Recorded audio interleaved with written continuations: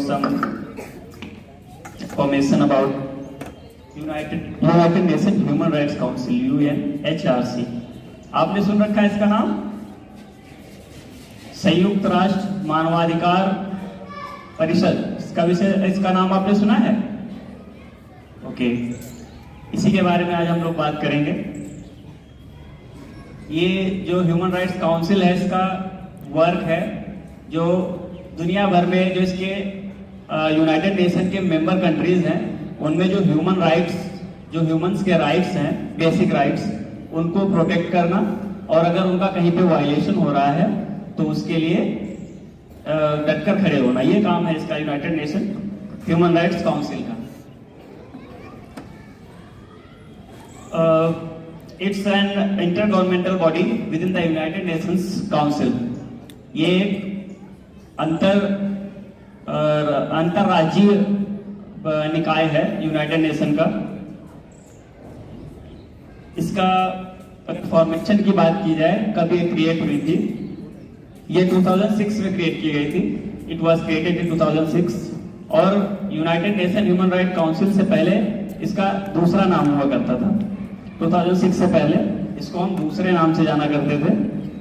तब इसको कहते थे for United Nations commission of human rights. और इसका ऑफिस जो है, office of high commissioner for human rights reserves at the secretariat of the human rights council. Its headquarter is in Geneva, Switzerland. और इसके मेंबर्स की बात करें तो इसमें 47 मेंबर्स हैं, जो कि यूनाइटेड नेशन काउंसिल के भी मेंबर्स हैं। उसमें से 47 मेंबर्स करंटली इसके हैं। और इसकी जो मेंबरशिप है, ये इक्विटेबल ज्योग्राफिकल डिस्ट्रीब्यूशन पे डिपेंड करती है। इसमें जो है अफ्रीका की बात करें, अफ्रीकन स्टेट्स की, तो अफ्रीकन स्टेट्स में 13 स्टेट्स हैं। एशिया पैसिफिक स्टेट्स में 13 स्टेट्स हैं। लैटिन अमेरिकन और कैरिबियन स्टेट्स में 8 स्टेट्स हैं। Western European and other countries में 7 सीट्स हैं। और ईस्टर्न यूरोपियन स्टेट्स में 6 सीट्स हैं। अगर इसके कार्यकाल की बात की जाए तो इसमें 3 साल का कार्यकाल रहता है। एक members of the council serve for a period of 3 years and are not eligible for immediate re-election after serving 2 consecutive terms। मतलब 3 साल का कार्यकाल है, लेकिन अगर कोई मेंबर 2 बार लगातार रह चुका है तो वो तीसरी बार जो है इसका मेंबर बनने के लिए फिर से इलेक्ट नहीं किया जा सकता है। इसमें जो इलेक्शन के लिए मैकेनिज्म फॉलो किया जाता है, उसमें जो है कुछ प्रोसीजर्स हैं, जैसे universal periodic review UPR. It serves to assess the human rights situations in all United Nations member states. ये जितने भी यूनाइटेड नेशन के मेंबर स्टेट्स हैं, उनमें ह्यूमन राइट्स की क्या कंडीशन है, इसका सर्वे करते हैं, एसेस करते हैं। एडवाइजरी कमेटी, इसका एक मेंबर है advisory committee. It serves as the council think tank, providing it with expertise and advice on thematic human rights issues। Complaint procedure, इसका प्रोसीजर, अगर कहीं पे ह्यूमन राइट वायलेशन हो रहा है तो कंप्लेंट कैसे करनी है, उसका क्या प्रोसीजर है। It allows individuals and organisations to bring human rights violation to the attention of the council.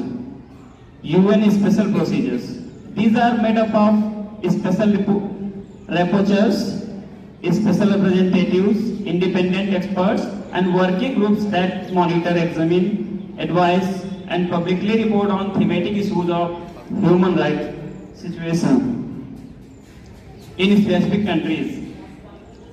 issues, ये कौन से issues को जो है एड्रेस करते हैं? Related to the membership. इसमें जो है मेंबरशिप के इशू के लिए क्या प्रोसीजर रहता है।